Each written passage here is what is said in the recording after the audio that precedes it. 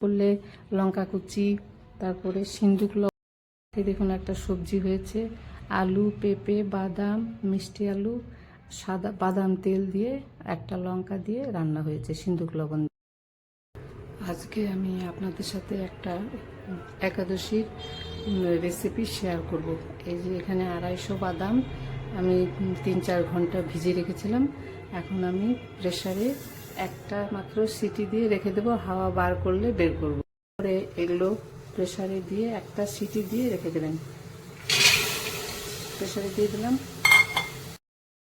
এখানে অল্প করে জল দিয়ে দেবো, মানে কোনো রকম বাদামগুলো সেদ্ধ হবে, বেশি জল দেওয়ার প্রয়োজন নেই। লবণটা কালো মানে লবণ বলে, এটাকে সিন্দুক লবণও বলে। এখানে পরিমাণ মতো লবণ দিয়ে দেবো, আপনারা পছন্দ মতো লবণ দিয়ে নেবেন।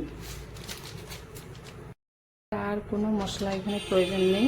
আমি এবার এটা বন্ধ করে দিচ্ছি, ঢাকাটা একটা সিটি দিয়ে রেখে দেবো, হাওয়াটা বেরোবে আপনার থেকে। তারপরে আমি ঢাকনা খুলে নেব, হাওয়াটা নিজের থেকে সবটা বেরোবে, তারপরে আমি এটা খুলে নেব।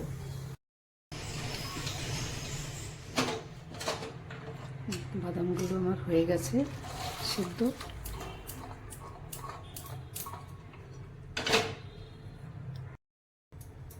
আমি প্লেটে ঢেলে নিচ্ছি। দেখুন কত সুন্দর নরম হয়েছে একবার। এই যে আজকে একাদশীর একটা রেসিপি আপনাদের সাথে শেয়ার করলাম। এই আমি বাদামগুলো 250 বাদাম রাতে ভিজে রেখেছিলাম, তারপরে 3-4টে সিটি দিয়ে এটাকে সেদ্ধ করে নিলাম। কেউ আপনারা ইচ্ছে করলে লঙ্কা কুচি, তারপরে সিন্দুক লবণ মাখিয়ে খেতে পারেন। আর এই সাথে হলো পেঁপে, আলু, মিষ্টি আলু, এর একটা বাদাম টাদাম দিয়ে একটা সাদা তেল দিয়ে বাদাম তেল দিয়ে একটা সবজিটা খেতে পারেন। আর সাথে এই ফল, যে যেমন ফল জোগাড় করতে